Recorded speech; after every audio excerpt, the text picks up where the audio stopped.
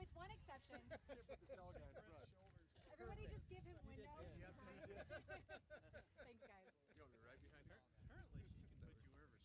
She can. I have very little power, but I do She have does. that. She does have that authority. Certain people you just listen to, you know? Kate! Kate here? I start walking up. I think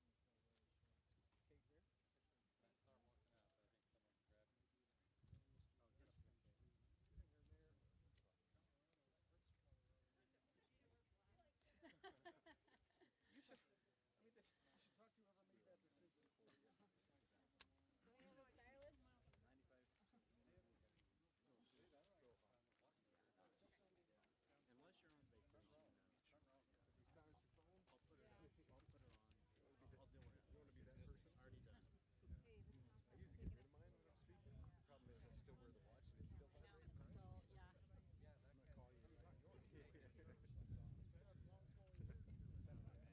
Better hair than me. I can be my Every president needs to Demand that from Caesar. Call you representative. No, you never did. You never had to. Mine always is twisted. See, that was the best. That was the best homeless meeting. Yeah, okay. Yes. I was with Jake. We thought it was you. We started. It was over. And he picked homeless was probably in the middle. It was done. I took it all off. I got a shower and I showered this morning. I was trying to tell him to turn around. I was talking to his phone.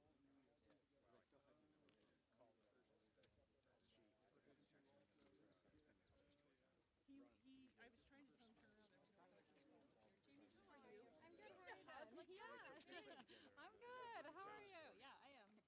Okay. Yeah, yeah, we're getting through. Need my water?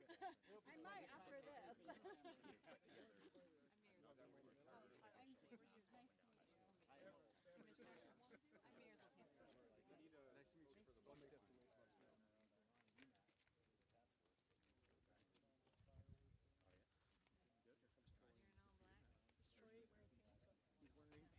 You're in all black. He's wearing pants, and they're not jogging pants. So it's like, He said, do I have to wear pants? And I was like, please, God, wear pants. And he was like, shorts? And I was like, Trying to see if I can get Shelby on the phone. Just let her know what's happened and we'll go from there. But we just had a whole joke about whether you wear pants or not. please know I'm wearing pants. Can I squeeze Mayor Walker in right here because he could shift out this way a little bit? Just because we're going to have him say a few words. Say a few words right after. that Troy in the blue shirt. We'll just squeeze a lot of it there. Good luck, Thanks everybody for being here. Good luck. 30 minutes? Yeah, I didn't wear my sunscreen. That's right. We're all wishing you wore a hat. Go 30 seconds, cut it in half. Put on the sunscreen. Thank you. We should be starting any second now. You have Life 360 with the governor? You know where he's at? The detail does. Yeah, they got that. They're tracking him. Fire chief. Let's take Kate.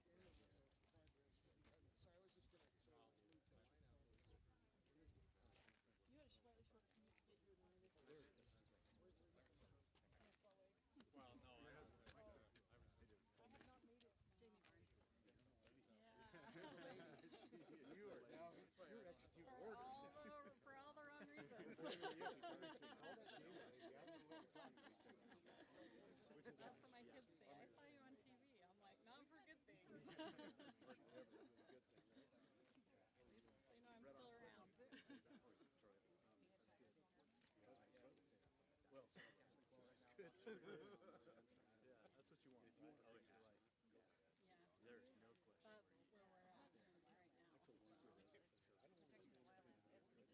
good things. They know I'm still around. Well, yeah, that's what you want.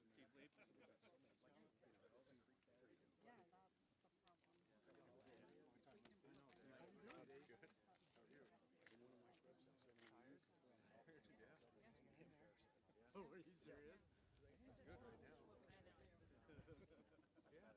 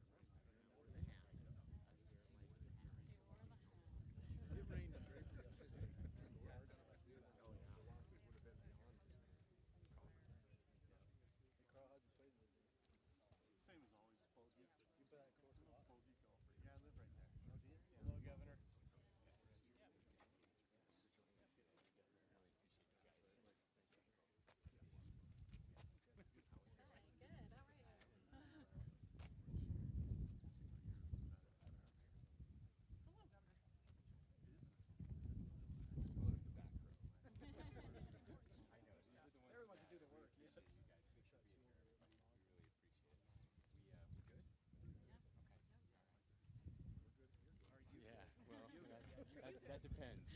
We'll see. So. All right. Good afternoon, everybody. It's great to see all of you here. Thank you for joining us. We especially appreciate our media members who are here with us today for this press conference. We're gonna talk more fire. I know you've had a lot of fire content. Sadly, we've had way too much fire content, and we've got to talk some more about it because things are pretty dire out there. I just want to begin by especially thanking our firefighters, our law enforcement officers, our emergency managers, dispatchers, local officials, and the countless public servants who've been working around the clock to protect Utah, protect the assets here, and more than anything else to protect human life. They've put themselves in harm's way to protect ours. Over the past several days, I have spent time with firefighters on the front lines. I've been at multiple fires across the state. I flew over some of the fires yesterday. I visited communities that have been evacuated and places where the fires literally come within feet of losing entire neighborhoods. There's certainly one conversation that stayed with me. I met a veteran fire official from Beaver County. He spent decades, and when I mean decades, I mean like 5 of them, 50 years fighting wildfires. The kind of person who has seen everything there is to see when it comes to fires in this state. Frankly, he told me he probably should have retired a few years ago, and wishing he hadn't seen this one. But he keeps showing up because he loves these communities. When he described what he was seeing this year, he became emotional, and so did I. Not because he was tired, although he was certainly tired, but because he's seen a lot of fire before, but because he's also never seen anything like he's seen this year. He was on the Cottonwood fire in Beaver. He was on that fire within 5 minutes and knew that there was no way there could be any direct attack on that fire. It was fire behavior unlike anything he's witnessed in his entire career. He put the fear of God in me, and it's our job to kind of put that fear into everyone else. As I've seen these fire officials who aren't scared of anything, I've seen real fear for the first time in my time working with them. When people who've dedicated their lives to protecting Utah tell us this year is different, we desperately need to listen. Today isn't about politics. It's about protecting lives. It's about protecting homes and communities during one of the most dangerous fire seasons in our state has ever faced, certainly in our lifetime. In a moment, you're going to hear from Director Jamie Barnes, our state forester, who will explain exactly what firefighters are seeing on the ground and why these conditions are so dangerous. And then we're going to hear from Commissioner Bo Mason, who will provide an update on public safety, law enforcement efforts, evacuations, and the steps we're taking to protect Utahns. And then I think we're going to have Mayor Troy Walker is gonna take some time as well to talk about what local officials are seeing, and then I'll come back to talk about some of the actions that we're going to take. So with that, I'll turn it over to Jamie Barnes. Jamie. Thanks, Governor. Jamie Barnes, Director, State Forester with the Division of Forestry, Fire, and State Lands. So as of this afternoon, Utah has had more than 353 wildfires this season. We have several large fires burning in the state at the same time. These fires have burned more than 141,000 acres. The Cottonwood fire in Beaver County is currently our largest fire at more than 70,000 acres and is 0% contained. This is likely the most destructive and costly fire in terms of property damage that the state has ever seen. The Iron Fire near Eureka is another fire that is large and at more than 37,000 acres and about 23% contained. The Hastings Fire is in the West Desert and has also burned close to 30,000 acres.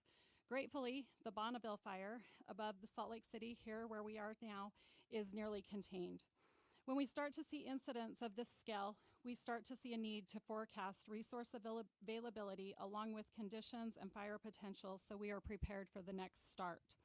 We are concerned with where we are, and if we don't see a change, we are going to be headed in the wrong direction. Currently, across these incidents, we have 1,023 personnel assigned, including 27 crews, 40 engines, and multiple aviation resources. These numbers are changing by the hour. We are also working with federal partners and mutual aid resources from full-time and volunteer fire departments across the state.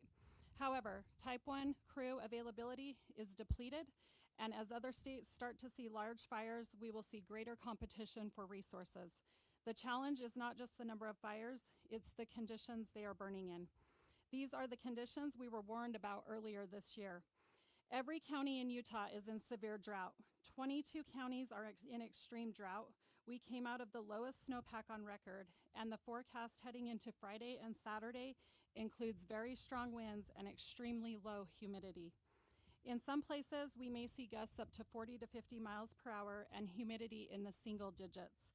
We are dealing with low reservoirs and water sites, which challenge our teams when using them as dip sites for drawing water for suppression. Fuels in many areas are combustible and at historical lows. That means that if a fire starts small, we will not stay small for very long. In these conditions, a new start can move faster than crews can safely reach it. We are seeing a fire make a run of more than 100 of acres plus in a few hours, sometimes thousands of acres. This year it's different. We are seeing things that we have never seen before. It's historical times, folks. Fire restrictions are in place across much of southern and western Utah, and now stage 1 is in place across the state. As conditions continue to worsen, starting Friday, June 26th at 12:01 a.m., the entire state will now move into stage 2 fire restrictions. This means no open fires across the state on state and private unincorporated lands. Now I want to talk a little bit about the part that Utah can do to make a difference. Most of the fires we are fighting this year did not have to start. We are pushing nearly 80% of human-caused fires. We track ignition causes closely, and we see the same patterns year after year. Fires start from vehicles, they start from trailer trains dragging on pavement, they start from hot exhaust and parked over dry grass, they start from debris burns, and they get away. Target shooting in dry areas, campfires that were not fully extinguished, and equipment that throws a spark and fireworks. I raise this because what it means is that we can do something about this. People are the ones that are starting the fires. That is the point of Fire Sense. Prevention is not one big thing. It's a series of decisions that people make before a spark ever hits the ground. If you're pulling a trailer, check your chains before you leave. Make sure you're not dragging. Check your tires. Do not pull off on that trail of dry grass. If you're camping, use a camp stove instead of a fire wherever you can. If you're planning to shoot, use a developed range. Do not use still targets or exploding targets in dry country. If you have yard debris or agricultural burn, plan, wait. Check your local restrictions. And if you're thinking about lighting fireworks at home, this is the year to make a different choice. Go to a permitted public show. Choose something that does not put another spark on the landscape. We know people want to celebrate the 4th of July. We want you to celebrate also. We just need it to be done in a different way. This is why we are inviting Utah to spend the 4th with Utah State Parks. On July 4th, everyday use visitor to any of Utah's 46 state parks will receive a special bounce back offer. This offer is good for one free day use admission at Utah State Park between Monday, August 3rd and Thursday, August 6th. Come boating, swimming, hike, fish, picnic, or use Utah's historic sites. Spend the day outside at a place where Utah's risk is low, and we will give you a free day to come back. The idea is simple. Choose a celebration that does not start a fire. 2 more simple points. First, people who start to prevent wildfire can be held responsible. The state does pursue suppression costs against cost recovery when appropriate, and the cost of one careless moment can be very serious. Second, if you see a fire, please call 911 immediately. Fast reporting makes a real difference. It can save acres and it can save homes. It can keep our firefighters safe. The fire situation in Utah is a serious one this year. It will likely start and to be more serious for some time, but Utah we have a role here. We have a serious role to play, and we need to make a difference.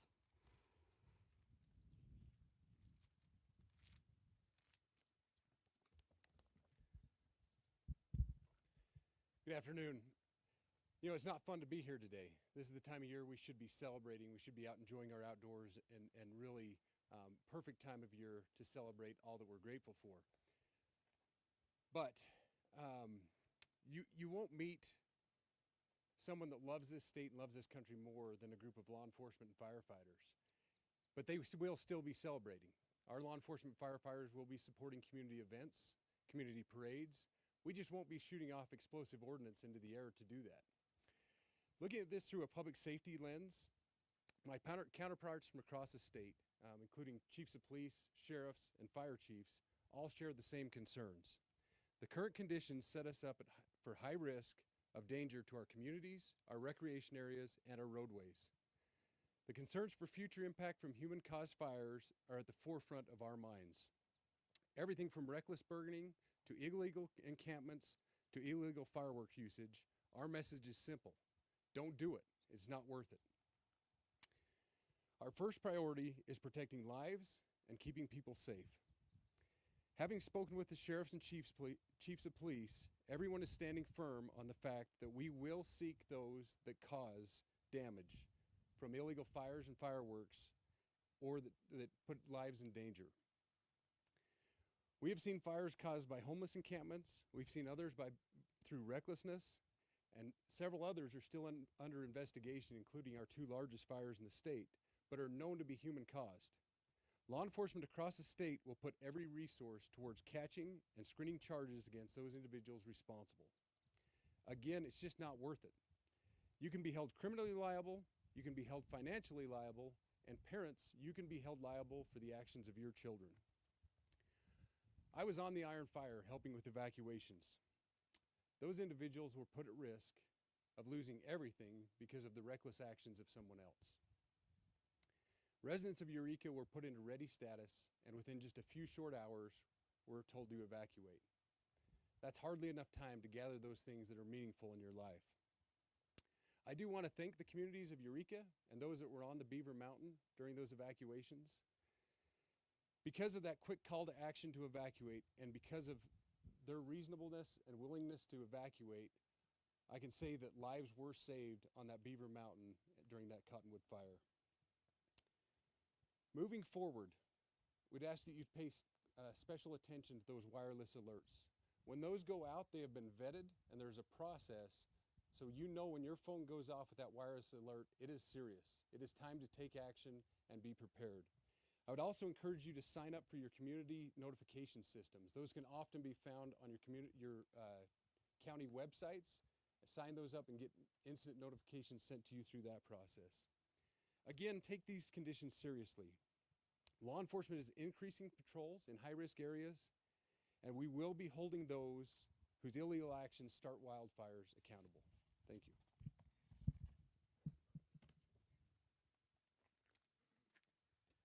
Well, thank you. First of all, I want to thank Governor Cox on behalf of the Utah League of Cities and Towns and our executive board for taking this action. This gives us, municipal governments, the tools we need to do to protect our communities. You see a number of mayors standing behind me. All of these mayors are in the same boat as I am in Draper. We all have families and homes in the wildland-urban interface and in these areas where a fire can devastate a community.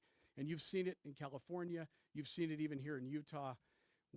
Our concern as mayors and elected officials is for life and safety of our residents. If there was ever a year to take it off of personal fireworks, this is that year. And we have professional shows that you can enjoy, but this is the year to look out for your neighbor, to look out for each other, and to be safe. In closing, I'm going to quote Smokey the Bear, because he's been saying it for over 100 years. Only you can prevent fireworks fires. Thank you. Well, thank you to our state and local leaders who are doing just yeoman's work out there. Okay, ladies and gentlemen, as was mentioned, there have been several fire starts across the state. You've heard about some of those. Commissioner Mason already mentioned some of the things that we're doing. Chief Brian Redd, local police chiefs and sheriffs and public safety partners are aggressively addressing criminal activity that has contributed to this fire season. That includes illegal homelessness camps in high-risk areas and those who intentionally or recklessly start fires. We do know that we had one arsonist that was arrested who had started several fires throughout the valley. We have our not only local law enforcement, but our DNR teams are going throughout the hillsides to remove homelessness camps, make sure that we are not starting any fires that way.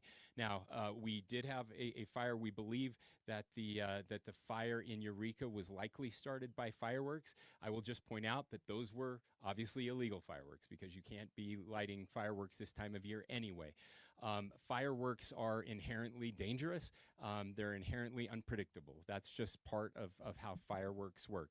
And we've heard the facts. You've heard directly from all the experts. I can't overemphasize enough, guys. This year is different. It's different than any other year that any of us have experienced. I just wanted to put this into a little bit of perspective. We've had the ability at the local level to ban fireworks in certain areas where it's called the wildland urban interface. So places like this, right, is a place where we could ban fireworks, but we couldn't do it in other areas. Unfortunately, almost everywhere is now a dry wildland urban interface. This is what the biologists are telling me, and I want to tell you. That tree that you look at, this tree here, those trees there, they look the same as they've looked every other year, but they're not. They're dying inside. They're Roman candles just waiting to be lit. And on that fire in Beaver, that fire behavior, they saw spotting. Now, spotting is when an ember from the main fire flies through the air, through the wind to another place and starts another fire. Because these fuels are so combustible, they had spotting 1.5 miles away. That means you're watching the fire burn right here, and 1.5 miles another fire starts out of nowhere because the wind took some ember and started it so quickly. 1.5 miles away. Now think about that. Think of the parts of this city that are 1.5 miles away, and where that would end up, what that would end up doing. Now you heard it from the mayor.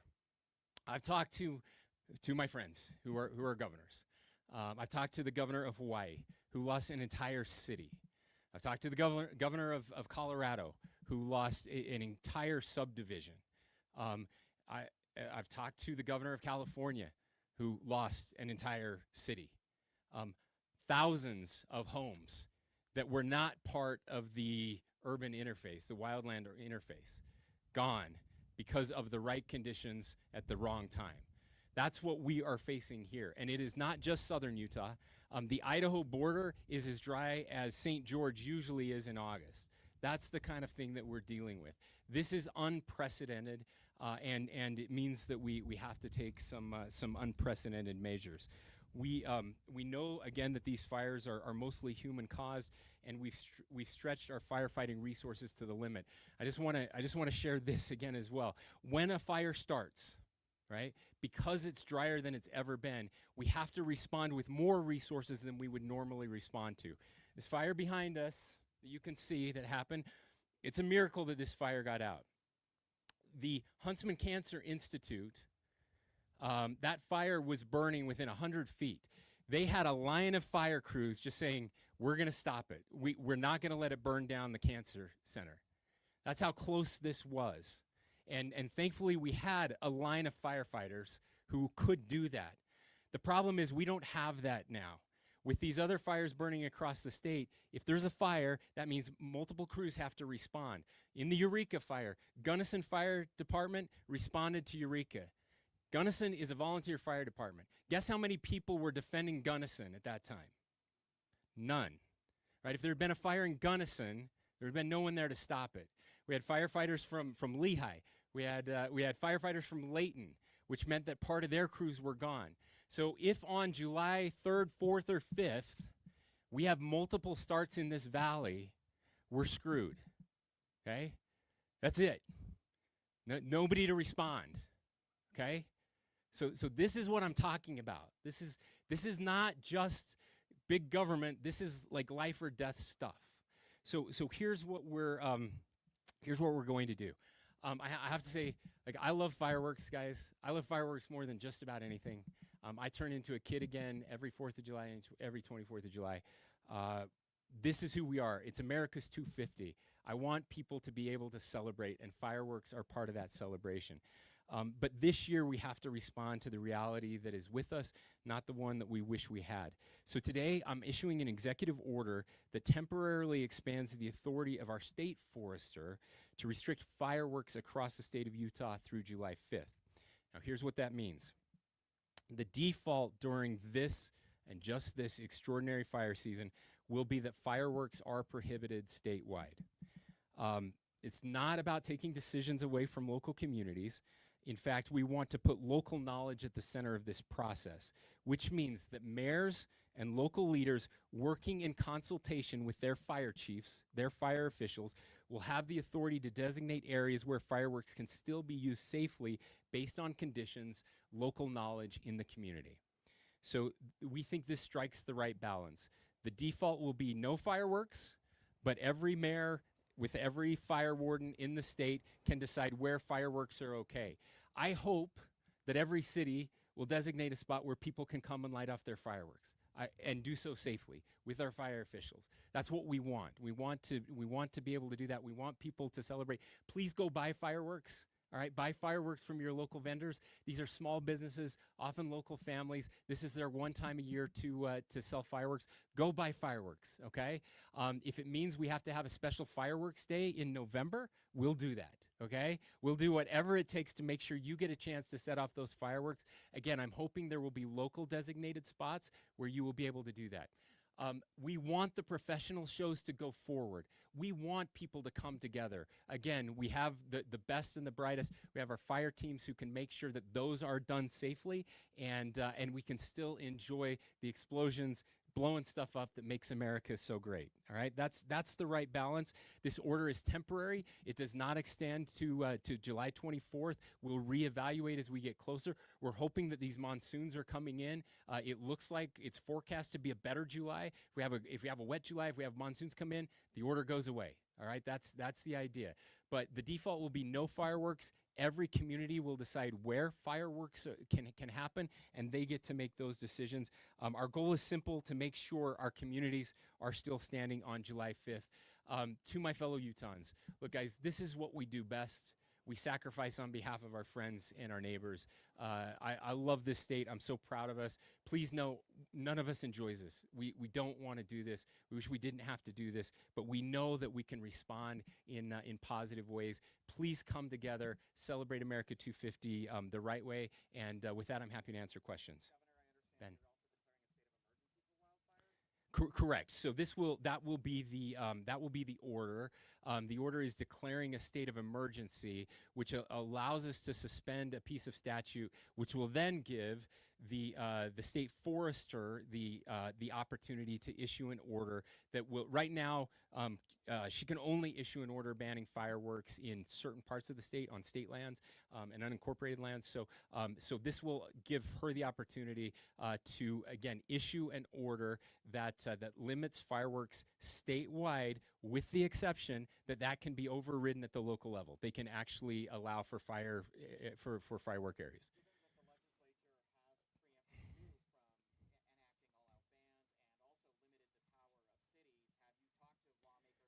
I have, yes. Yeah. So we had a phone call with legislative leadership yesterday in both the House and Senate, and I will say it was generally very supportive. Now there are some legislators that disagree with this. I understand that.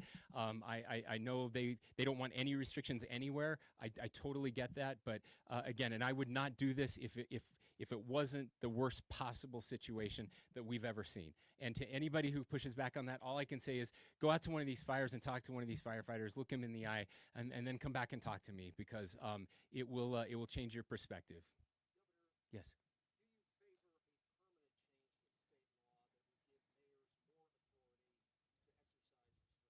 I think what we have in state law is actually workable in 99 out of 100 years, but this is the one where it's not.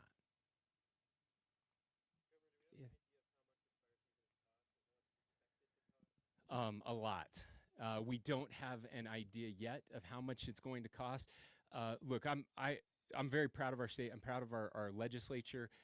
We don't just think about this year. We think about future years, and we've done more, as far as I know, than any other state out there when it comes to preparing for these types of events. We've been putting money aside every single year to prepare for the worst year.